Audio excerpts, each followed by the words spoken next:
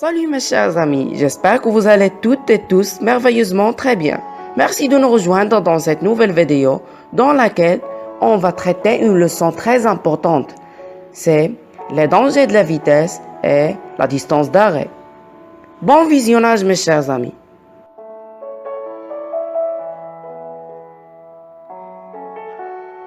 Cette vidéo est présentée par les élèves de la 3e année collégiale du collège Ibn Rushd 3e APIC du Mahmoud Zouhir, son numéro 9. Aya Chikhi, son numéro 7. Reda Doubi, son numéro 20. Mohamed Akili, son numéro 10. Shakir Mbarak, son numéro 8.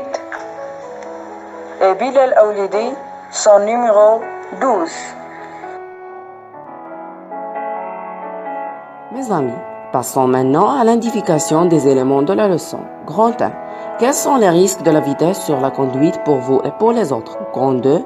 Pourquoi la vitesse est dangereuse? Grand 3. Comment calculer la distance d'arrêt? Et grand 4. Comment éviter les dangers de la route? C'est ce qu'on va expliquer. Notion de la vitesse.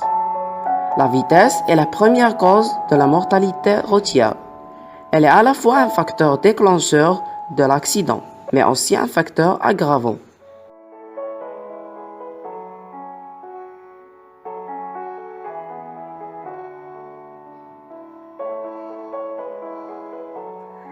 Les risques de la vitesse sur la conduite pour vous et pour les autres. Des risques d'accident plus graves, plus la vitesse est élevée, plus le choc est violent en cas d'accident et plus les conséquences sont graves. Tout choc frontal au-dessus de 90 km/h entraîne quasi inévitablement la mort ou des séquelles irréversibles pour tout passager, même ceinturé.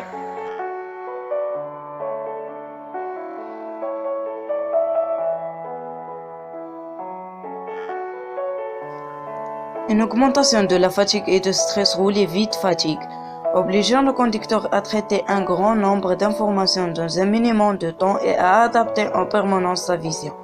La vitesse induit un stress qui entraîne fatigue et perte de vigilance, deux facteurs importants d'accident.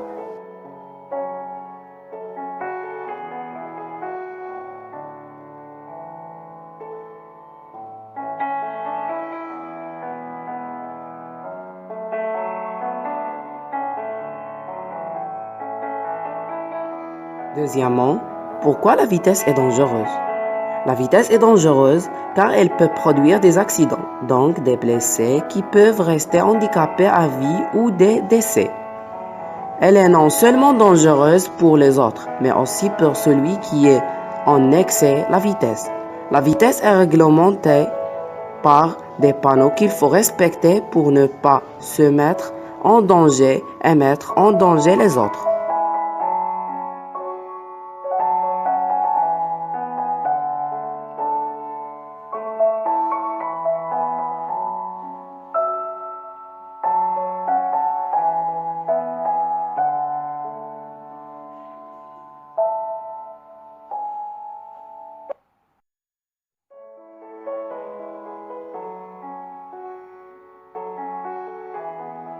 La question posée, c'est comment calculer les distances d'arrêt?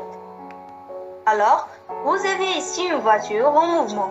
Devant la voiture, il se trouve ce qu'on appelle un obstacle. Alors, le conducteur, il aperçoit l'obstacle. Et bien sûr, qu'est-ce qu'il va faire? Elle va réagir. Entre le moment où le conducteur aperçoit l'obstacle et bien sûr, il va freiner, cette distance parcourue est appelée la distance de réaction, qui se note par dr. Comme définition de la distance de réaction est la distance parcourue par un véhicule entre le mouvement où le conducteur voit l'obstacle et celui où il commence à freiner. Et entre le moment où le conducteur commence à freiner et le moment où la voiture s'arrête, ça c'est ce qu'on appelle la distance de freinage. Il se note par df. Comme définition de distance de freinage est la distance parcourue depuis le début du freinage jusqu'à l'arrêt du véhicule. Et bien sûr, la somme des deux distances qui sont la distance de réaction et la distance de freinage, c'est la distance d'arrêt. Alors la distance d'arrêt, c'est la somme des deux distances. C'est ça comment on calcule la distance d'arrêt.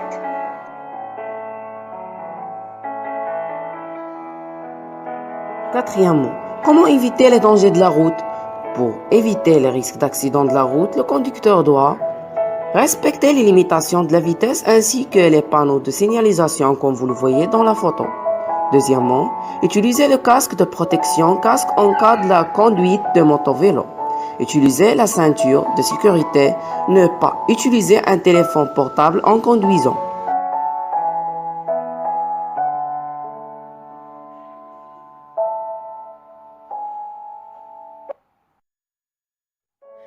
Surveillez l'état mécanique du véhicule avant de l'utiliser, en particulier les roues et les freins.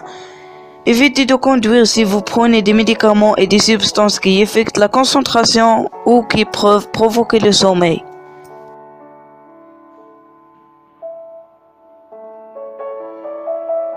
Je tiens à remercier toutes et tous les amis qui ont participé à la présentation de cette leçon. Comme ça, nous sommes arrivés à la fin de cette leçon. Et avant d'oublier, n'hésitez pas à faire like et subscribe et de laisser un commentaire. Et je tiens à vous remercier aussi de votre attention. Alors, prenez soin de vous.